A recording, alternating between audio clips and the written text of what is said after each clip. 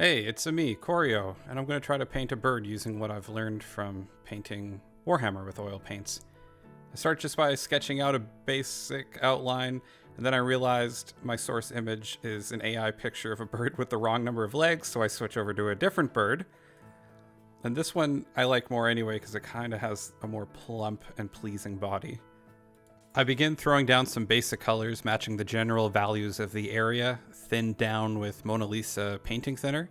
I'm trying to match some of the hues while I'm at it, but I'm still very much in a start dark and paint up to the highlights mindset like I do with acrylic, which isn't necessarily the way to do things with oil painting, as I soon find out.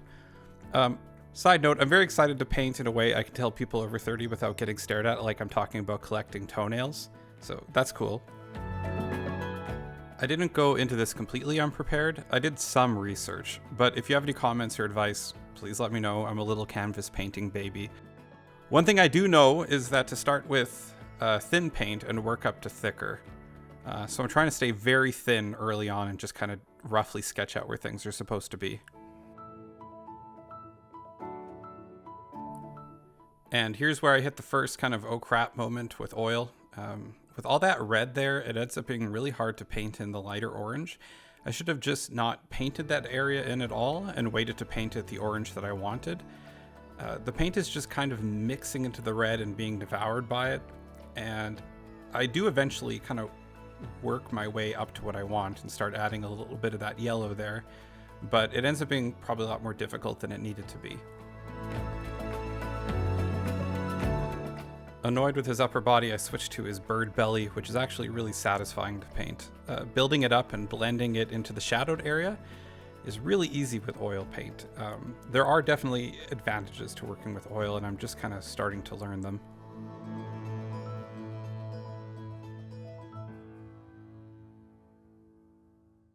I also really thought color matching would be harder, but mixing paint with oil is so much easier than acrylic. You just need to remember a little basic color theory, and from there it's usually pretty intuitive to change hue, value, and chroma.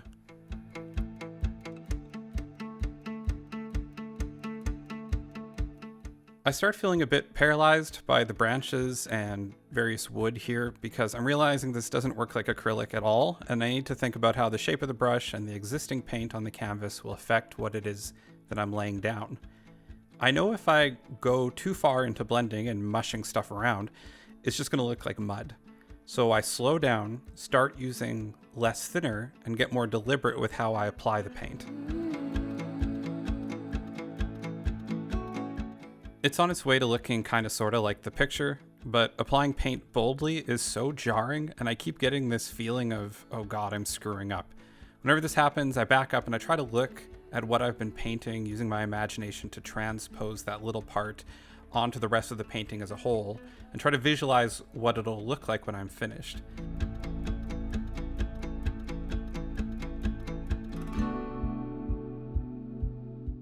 The big tree was actually the most fun part of all of this. It was a lot of playing around and going back and forth and really reminded me of the way Bob Ross did things.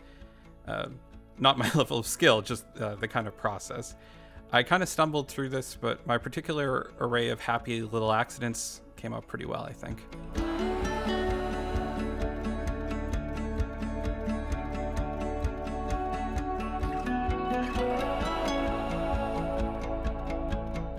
So this is my next painting session, and I tried storing thinner in this little container from the dollar store, but because of real-life water physics I don't understand, taking the lid off made it kind of explode out of the container and run down the side. There's no nice way to say this, but it spilled all over my balls, and it's just like, I mean, where my pants are in that area. Like I'm not porky pigging it while I'm painting, that you know of. After staring at this bird for a while, I realized there's a lot more red to those feathers on his chest, and I get back to working on them. Although the paint hasn't dried, I will note that by the next day, it's set up a bit more to the degree that it's a lot more workable. So that's probably something good to keep in mind. If I hit a wall and I can't control the paint, I should probably just wait a day and work on something else.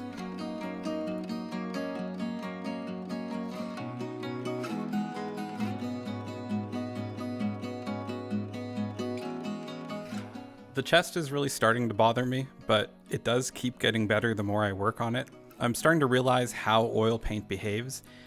I also got some solvent-free painting gel medium, which makes thin lines so much easier to apply without thinning down the paint. I also picked up this little death stick holder from the dollar store, which is perfect for holding onto brushes, keeping them separate and not having them roll all over the place. It's a huge game changer.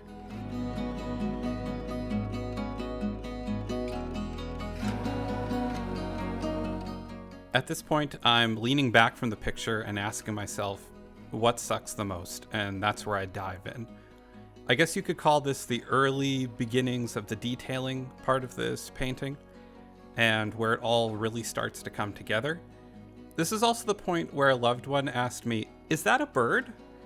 And it absolutely gutted me. Like, physical pain. It's okay though. It's all right. This is also kind of the beginning of where I start to poke and prod at his stupid little bird beak. I am never happy with this beak. I repainted probably 6 times at least through this process, but it's probably more. It's just such a focal point next to the eye. There's just something about it. It never quite comes together, and this beak just lives in my head rent free. Also, his little legs were kind of annoying just because they're so skinny.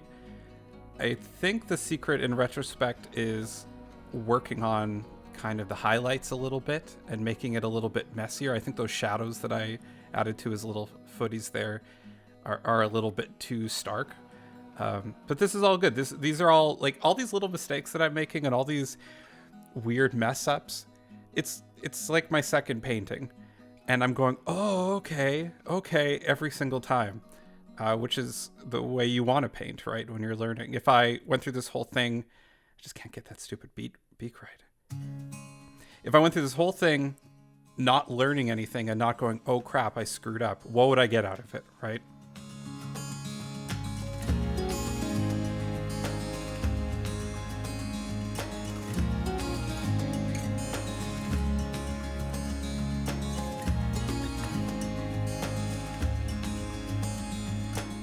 I'm also learning at such a fast pace, as you do whenever you're new to something, that I keep seeing things I did like an hour ago and think, no, I can do better now. And I should probably just move on and apply those things to the next painting I do. But I'm so laser focused on this being a quality bird. And to be honest, when I go back to some of these things that I've already done, I kind of end up screwing them up a little bit. Like, I should have just let sleeping dogs lie. I start touching up these branches in this tree here, and immediately I kind of sit back and go, oh no, it looks like it's covered in bird poop now. It's way too much white. But I try to visualize it over the whole painting, and I'm like, no, I think I could make this work. So I do some more Bob Ross, squishing and slapping with the fan brush, and it actually starts to kind of come together a little bit. But I should probably just have left it. It was fine before. Also, it does occur to me that if Bob Ross, like if Bob was short for Robert, his name would have been Robert Ross, which would have been a weird name. But a good name, just, like a kind of like a superhero name. Also, the background is just like bland, and it looks very painterly in a way that I don't really like, though. But it occurred to me it's just because there's nothing in the background, right? Just a bunch of blue. That's visually very uninteresting. I did blue to contrast with the orange, but I probably should have just found a different reference and found something to kind of paint into the background a little bit. The leaves were actually really fun to make too, just because I got this little chisel brush, and I'm also finding that having a ton of oil painting brushes and trying to find very specific brush tip to match what you're trying to do is a huge advantage with oil paint. Like, you want a lot of different shapes. These chisel brushes and the filbert shape brushes I'm finding are kind of the most useful ones. It's like 12:30. I have work in the morning.